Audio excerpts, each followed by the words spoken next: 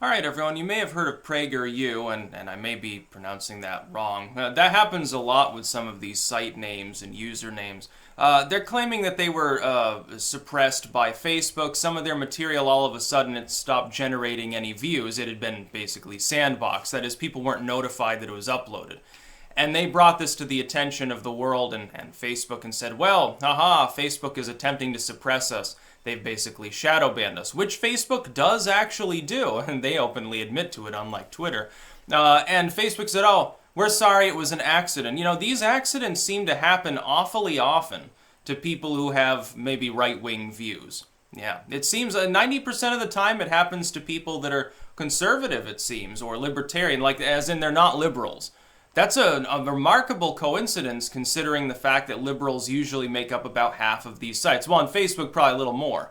I think at this point, all the sane liberals left anyway. They went to mine. So, you know, all the classical liberals are gone. Facebook is just a hellhole at this point. I don't even use it. Like, Facebook is basically just, hey, there are a few people who won't message you anywhere else because they don't know how to use or don't want Twitter. They don't know anything about alt tech. And YouTube got rid of its messaging system, which I still think was a bit of a mistake. They should have just streamlined it. One of the big problems with YouTube's messaging system is you couldn't delete old messages. You couldn't get rid of them, and so if you had a long conversation, you tried to load that, it'd take 10 minutes to fucking load the tab, and it'd be a shit show. That's one of the biggest problems. But Facebook, they say it's a mistake. Oh, we're sorry. No, what that means is, hey, we got too much kickback at banning this content, and so we decided to restore it. Whoops, it was just a total mistake. You've got such opacity within these companies, within the way their algorithms work and how their staff operate, what the actual rules are and how they're enforced. The opaque nature is so severe that they can get away with pretending that everything that they do that's too unpopular is a mistake. Sort of like A/B testing. Oh, we're going to ban this user that we don't like. If there's too much outcry, we'll just reinstate them and say, whoops, we pressed the wrong button. The algorithm acted up. It was a bot. It wasn't actually a staff member. We're sorry, yeah, it was manually reviewed and it's acceptable for our site. These sites do this all the time. You know that they're doing it. It's a perfect cop-out. It's impossible that this was just some algorithm kicking in because the wrong word was used. And then all of a sudden, it wasn't just one post, it was like the most recent half dozen. It drops off from them reaching tens or hundreds of thousands of people to reaching like 10 or 100 people. That's a pretty significant shift. And just think, if they hadn't noticed or hadn't brought it up, what would have happened? They'd still be probably sandboxed on Facebook. Now, I would encourage them just to leave Facebook. More and more significant people are. I've basically left. I have a fan page there, but it's never going to be updated. All it is a bunch of links to my other sites, basically, to where you can find out more about me on sites that actually give a damn and will actually probably still be here in 5 years. By the way, I got a few more links I think I actually have to add to that. I'll put my Bitcoin wallet link on there as a joke.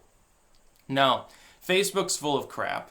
This was probably not an accident. What this almost certainly represents is the mistake that was actually made is that they picked on someone who had too many fans. And they realized that that person had enough of an audience on other sites to bring in backup even though they were being actively suppressed on Facebook. Again, if you don't have a multi-platform presence, you're making a huge mistake if you want to be a content creator. That includes if you have like a couple hundred YouTube subs. Why are you just on YouTube? You'd probably be more competitive on alt tech anyway. You should get a Minds account. You should be on BitChute and all these things. Absolutely. There's no reason, you're just a Twitterer. Well, no, that's a terrible idea. Get on Gab. No, get on some of these, use Steam it. There's all sorts of sites cropping up. You got Real.video, PewTube, some of these other alternatives. I don't use them because I'm on enough video sites as it is. But you get this situation where Facebook's almost unusable. It's like their stock slides like, 15 points in a day. And they've kind of recovered that, but it's like the next time that they come out with the new user totals and it's slowed down even more and they're basically dead in the water, how long can investors invest in the company? The only reason Facebook will continue to exist is that it'll literally be a book of people's faces.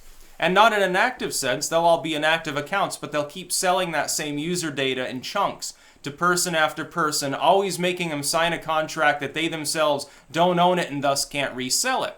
That way they can sell it to different parties infinitely. And as long as new businesses continue to exist in the world, there will always be new groups that want that user data. at least for the next couple of decades while it's technically relevant. We got a couple of decades more to deal with on Zuckerberg's bullshit, even under the best of situations where Facebook completely crashes and burns and stops being actually accessible to anybody. It'll still be that Instagram is the same thing. If you're using Instagram, you do realize that's just Zuckerberg's way of having a massive repository of all your pictures and shit so that he can sell that to the Chinese too. I don't want anything to do with Zuckerberg's services. People are like, you should get on Instagram. I'm like, yeah, it looks like a really fun site. The problem being the person who owns it is a shitfuck. That's what I believe about Mark Zuckerberg. He's selling user data to foreign states, okay? You know that it ends up in the hands of their governments because even if you put a firm that's in a totalitarian state under contract, say you can't give anyone this data. Well, that's gonna be a problem for their government. Their government's gonna come in and say, well, we want the data. Oh, but we're under contract. It doesn't matter. Otherwise we'll throw you in the gulag. 10 years in the salt quarry if you don't give it up. Yeah, I'm only going to give you 10 days in the salt quarry if you do. So, think about your family. Torture them to the 10th generation if you don't. Be a little bit of a problem for user privacy, but your data's floating around in China somewhere thanks to Mark Zuckerberg. He should be in a cell.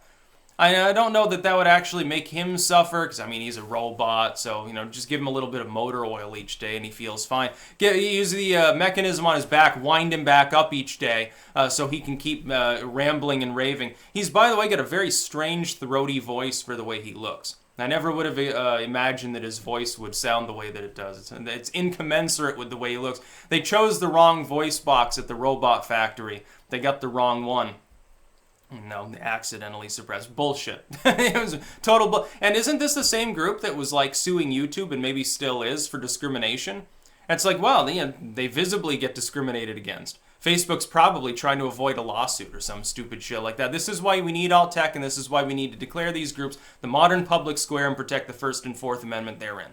It's as simple as that. We do that. We don't have to have these fucking arguments anymore. That's about all. Peace out.